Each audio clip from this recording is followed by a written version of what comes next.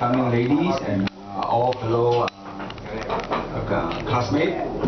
I don't have something very colorful to share like Michael, for which I think one of my business is investment. And I think if Michael get himself completely listed, I will be the first anchor investor. I see. Wow, man, you cannot find such a wonderful business, no? Basically, I have a small business in the fertilizer and agricultural chemicals, where we grow vegetables and we grow rice to feed the population. So, if without the input of crop protection chemical, the plant will be subject to pests and diseases, where we will not be able to have so much of food. Although organic farming is an ideal condition, but in reality in life, the population is always growing. The last we heard from Malaysia is 30 million population. We all need to eat. If you don't have this agriculture, you will basically die of starvation, and display a lot of hunger. Basically, I'm not away totally from construction or this for what we do, and I'm actually a property investor. I invest quite a lot of property. I'm basically also doing trading. Singapore was almost my second home. Once upon a time, my daughters now is in Singapore. And when I got the WhatsApp group, unfortunately, when you're a small businessman, you are so busy and you don't have the time to actually say hello to Christine, who is very close marine parade, which I like to go there for seafood. And every time I go to Singapore, I go there to the East Coast for the seafood. And I'm a food lover. I basically also like my wonderful wine. So I'm a wine collector. I have my wine also stored in London and Hong Kong. This is where I spend a lot of money on wine, and I hope that you all will enjoy the wine. As far as business is concerned, if there are any interesting business, please let me know. I'm basically also investing also on some of the construction stock, as well as some of the property developer in the town, where I have substantial involvement. I'm also a global investor, where I'm traveling frequently to Hong Kong, Europe, US. So I'm still spend about 1/3 of my time traveling. After that, I say just now, after seeing that some of the WhatsApp groups say they're retired, I'm asking myself, am I so old? And I hope just say, most important for all of us, that we must have a passion to love what you do. If you love to be a housewife, be a housewife. If you love to be a retiree, be a wonderful retiree. Yes, if you want to be a playboy, be a fantastic playboy. And with that, I think I would like to say that Joe reminded me to say a few words about my charity. I basically do a lot of education charity. For those who have young grandchild, if you want to come to a Chinese school, I'm the board chairman of Kuan Ching 2, which is the best Chinese school in Malaya. And we are just being awarded by the Education Ministry as the high performance school. And this is only one of the Chinese school in whole country who have got this award. And but if you want to go to Kuan Ching 1, I'm also on the board, and you can come to Kuan Ching 1 or Kuan Ching 2. And if you want to go to Kuan Ching Secondary School, I'm also there. So it's an area that I spend so much of my money on charity and relief of medical pain. If you someone who is poor who like medical care, please let me know. I could gracefully introduce to Tong Sing Hospital, which I'm I would say I'm a long-term financial there. Okay. So I hope that with a little thing I did, I hope the society can benefit to some extent.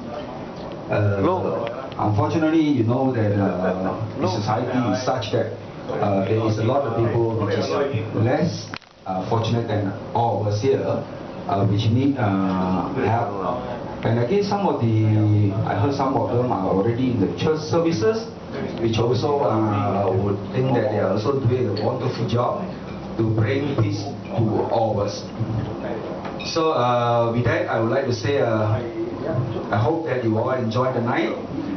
Let's hope our president will make another effort to have a second gathering. And I hope our dear lecturer will still honor us to come along. Yeah.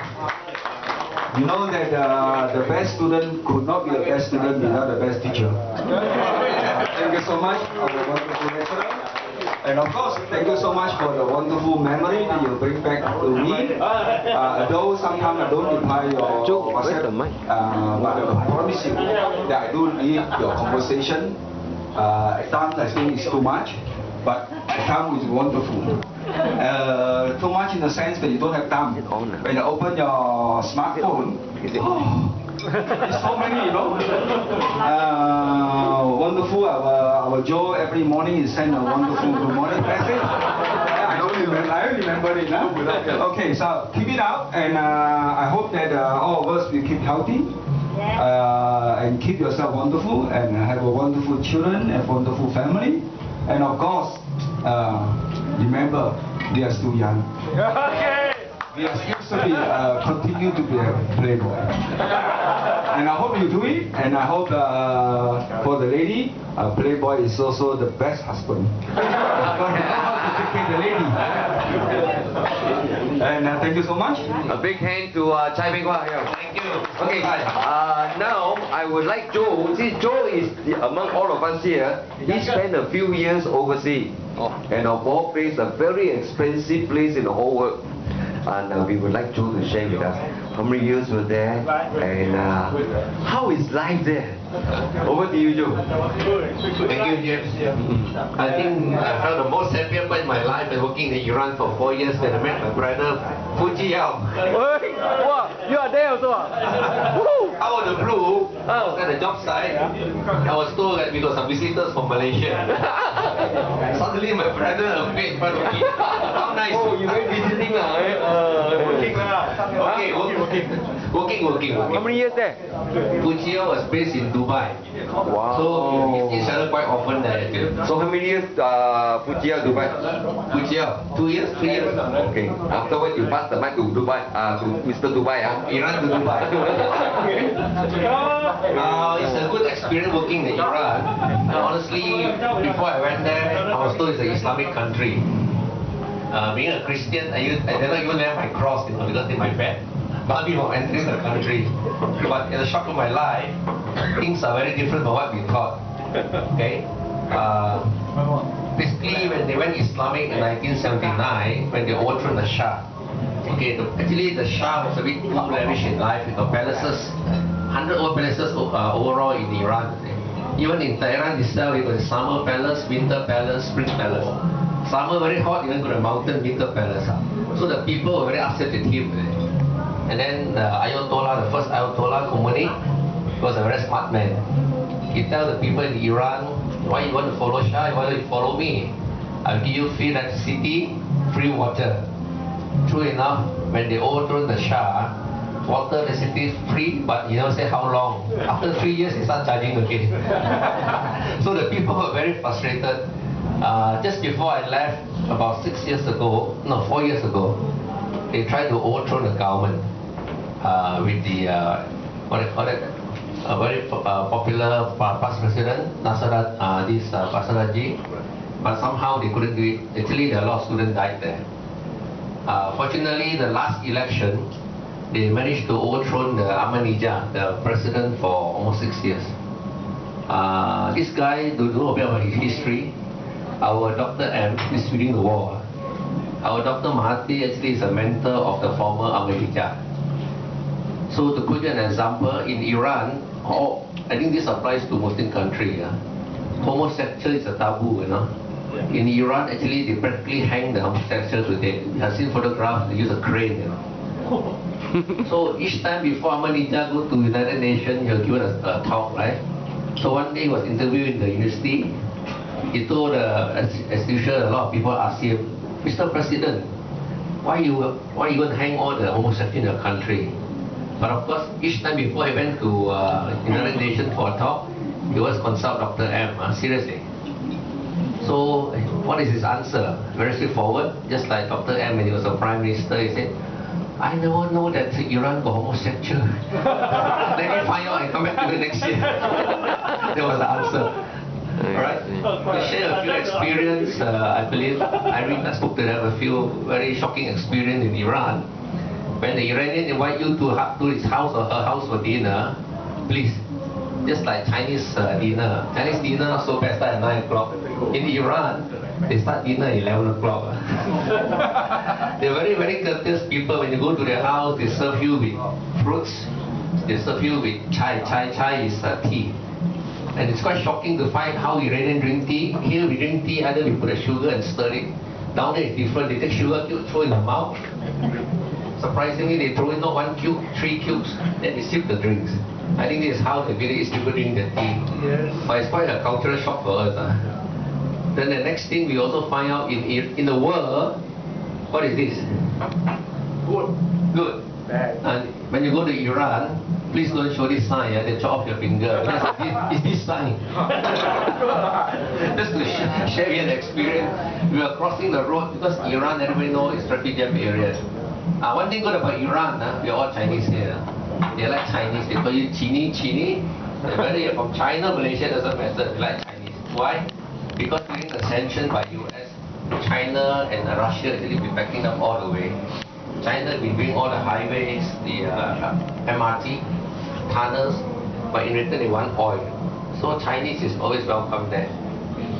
For those who want to take a holiday to Iran, you don't need visa for 2 weeks. You can go, I think 2 weeks more than enough. It's a very old city. But Iranian comes here, they are given 3 months. So the reciprocate is not there. What's the highlight in Iran if you go for the visit? Highlight, okay. For ladies, it's compulsory, you must put a scarf. But you don't have to cover your face. In Arab, you have to cover your face. You put your scarf. You must wear long sleeve. You can wear jeans. Alright? One fine day when we were there, the first week, it was during summer. So we thought we'd go for jogging. We wear shorts. As we left the house, our neighbor said, young man, come back. I said, what's wrong? He said, young man, you cannot put on shorts and run around. Not even for the man. So we asked them back, hey, how come your Iranian football team wear shorts running in the stadium? I said, there's different. Within the stadium, it's okay. Ah, I see. And the other thing, funny thing about Iran is the taxi. In fact, every car is a taxi, you know. You can stop any car. Yeah. They are very friendly. They will stop for you. But the real taxi, you be careful. They know you're a foreigner, they already cut your throat. We know because when we go to the church during the weekend, it costs us about $10 to go to the church. You don't know, you don't bargain with them, they charge you $30. So this is something you have to highlight. And then not only that, one fine day, we had, in Iran, because of sanctions, they got a lot of old British cars called the Buckens. I think you can't even find it. I believe it's under Austin brand. The taxi was so old, almost 40, 50 years old. One day we sat in the taxi, actually, the moment we sat, our foot was touching the road. I think Irene pointed out it's a Flintstone. Other than that, Iran is a very nice country. For men, only this for men, but lady can share as well. When you go to the toilets, anywhere in Iran, ladies, it's understandable, it takes some time to come out from the toilet. In the first place, they're very, very limited toilet. I think the shop lots are built without toilets, you know. The only toilets they go to the mosque. Plenty of toilets there. Alright? So when we move around, we find that even the men queuing up for the toilet. So it's a bit puzzle to us, you know. So of course we don't ask people in front. When we go back to our office, we ask our colleagues, we ask the guys, hey, how come you guys won't queue for so long? In Malaysia, the guys go in now very fast, is it? So they say, Mr. Lee, you don't understand. In Iran, but I think for all you know, Malaysian Muslims are called Sunnis. in Iran they're called Shiites, alright? They pray 3 times a day. The culture is for men to, the pee, they have to take down actually the trousers and squat down. Does that take them so long to come up with Okay, thank you very much. Can you give the clap for JoeLee here, alright? No, let's have the version of the Dubai one, the version FooCheeYow. Have a few words of the Dubai one, because what I understand is Dubai is the most expensive place, right? Something how much our money a night? 1 to 1. Don't let it Because actually, most of us, I think, some of us, our dream is to go to Dubai to have at least stay 1 night there. Because if you look at the internet, all those buildings there, amazing, you know. You ask Hoi and see? He's like Disneyland to him or there. Okay. Oh yeah. The fees are not standard. Okay. My boss sent me to Dubai when end of 2006, whereby we just bring the initial groundworks, and then sometimes in April 2007, I was stationed there, on and off. I will be there about nearly 3 months, then I'll come back, then I'll travel again. Then I'll have 2 weeks off, then I'll travel again. So I came back in 2009 with whereby the what do you call it, the financial crisis. Sudden financial crisis whereby I was nearly put into jail, to be honest with you. So thank God for the project managers that allowed. You're running off. But get me back, asked me to get out of the country immediately. I'll give you 3 days, please pack up your bags and get out. So thank God for that. Please get back position. April 2009. Okay, life there is tough. It's also a culture shock to me, whereby sometimes in black and white, you can turn around in favor of them. Okay, it's very bad. And then the other thing is that basically the sheikh needs something like they're working in Mount Queens for 70 miles for Dubai. So the sheikh will have a share in everything. Okay, hotels, even in development. This project is supposed to construct it's about 19 million projects, 7 blocks, and then the sheikh has shares from the land, from the building, from the materials, everything he has. Okay, so it's very quite tricky. So you have to deal with the right person. So when the recession hit, they owe us about nearly 6 million. So that company was really mixed. We owe them 1 million. If they don't pay us, how am I going to pay? That rate mix company still belongs to him. You see, so it's like a triangle. See? Everything is like a triangle. So they don't pay, then us, and then when the recession hit, they ask us slow down. They didn't want to pay us. So it comes to a stage whereby I gave a $1 million bond as surety under my name personally, because my company did not have banking accounts in that country. So I use my personal. I give issue 1 million. In a blank, it's a blank dated check. Anytime they can cash it. So thank God for the project manager there. There's also asked me quickly to intervene, please pack a bag and get out of the country. Thank God for that. So the life there, I think so, is like normal working life. So it's just work, and then most of the time you start working, and then on a Sunday, you should have off. Then I use no churches there, mostly are Catholics. So I attended one Catholic church, just give me, so I didn't feel it right. So usually I'll come back during my holidays to attend church. And then, okay, the life there, like spending a day, the night on Burj Arab, it will cost you nearly 1,500, the cheapest 1,500 US Burj Dubai. Okay. Our money how much? Huh? It's about the same. Dollar to dollar. Dollar. Okay. You're talking about spend 1 night doing what? Sleep there lah. Hotel. Okay. I got a big carry away because I was thinking you were talking about dinner or you're talking about hotel room, you know. I'm just talking about hotel room. Hotel room lah. They were how many stars would they be? Yeah, that is 7 stars. 7 stars. At that time, still a 7-star hotel. See a lot of stars. Wow, There are a lot of elements, like you see the palm I've been there. You see the Atlantis Hotel, it's all fantastic. The workers basically are all high-wage workers. import from India, Kerala, the Pakistanis and the Bangladeshis. I think you read the newspaper, they're quite well, not well, quite ill treated. But my company, the employees usually are Indonesians and from China. So we treat them very well. Thank you very much. Then the other one, like Nightlife, I think so, is an Islamic country. Behind the scene, if you really know the place, something like a paradise. Wow. They segregate the Western girls and the Eurasian, Eastern girls. Okay? I think Joe would know that. Then the other thing is that, like Puasa time, please don't let them catch you eating in public. If you eat in public straight away, they just throw you in jail until Puasa finish and let you out. Wow, man.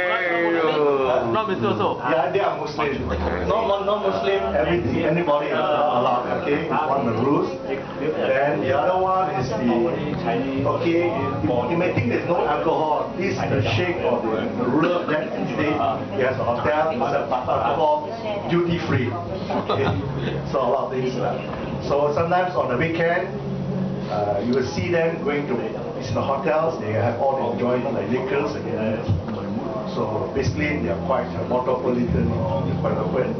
But during the Ramadan time, they are very strict. Yeah, I haven't been to Bahrain also. So Bahrain is a mini, we call it mini Thailand of the Middle East. Okay, every Thursday or Friday, there's one link from Saudi Arabia, the highway linking to that country. That's where the crowd all go over there. Okay, sometimes you just, I'm not talking bad of them, just about the culture. Sometimes restriction of the Saudi Arabian night called Islamic laws. So these things do happen. Okay? And then the ladies there, you see here in the town, they come like we call them the eagles and landed. You know, they can see the eyes, very black. But please do not stare at that. You stare at them, I think it's an offense. Neither you're not able to take a picture with them. Okay, these are the views regarding the ladies. Other than that, the men there always have to say lah. The Arabs. At the end of the day, they don't come to work early. You only start work around 3 o'clock. That's crazy. So sometimes we have to wait for them. Oh my God. Sometimes 7 o'clock they come. So these are a few of the things. Other than that, what you like to hear? So generally, working overseas is not easy. You leave your families and all your children behind. That time you are married. Yes. And the children are here. Schooling. So how do you communicate with them? Oh, we have the phone. You use Skype? Skype, yes. We have internet there. But that is very expensive. So every minute one call is around 450. If you use the Maxis, it's 650. Then they charge both ways. So it's for nearly $14. So it's very expensive. But you got the choice not to answer this. You went all the way to Dubai. Okay, how does your company remunerate you for your sacrifice, your contribution? Okay, to be honest, I was not very well paid over there, comparable to others that went over there. Do you exchange look with Joe or not when you meet him there? Yes, yes, we went there. I was quite surprised to see him there also. No, we're talking about remuneration. Did you exchange with him? Hey, how much are you getting? No. Don't do that. Like that, wow, how say? Well, most Thai don't say lah. I mean, for you people who are married with your kids, Joe that time also married with your children, and you guys sacrificed 4 years, you 2 years in. No like that lah. It's a recorder, you know. Don't play, you know. I can hold you and wrestle. Don't keep Well, life is hard. Sometimes you are lonely and then you wish you are with the family. To be honest. It's not easy. So you take out your Bible, go through it, right? Listen to the king and all that. Okay. The time also quite busy. I was involved in the church building project, so I was quite. Okay. So I was quite busy. Okay, thank you very much. Thank you. FooCheeYow, you see, we have these people here, 4 of them here.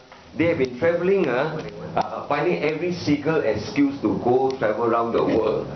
I will call the representative to speak and share with us how they got that kind of passion John Chu. I didn't hear. James, I didn't hear the question, sorry. Okay.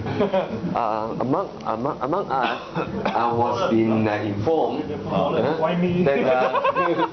that there is 4 persons in this room who enjoy traveling and find the slightest excuse to go overseas. Oh, Alright. actually,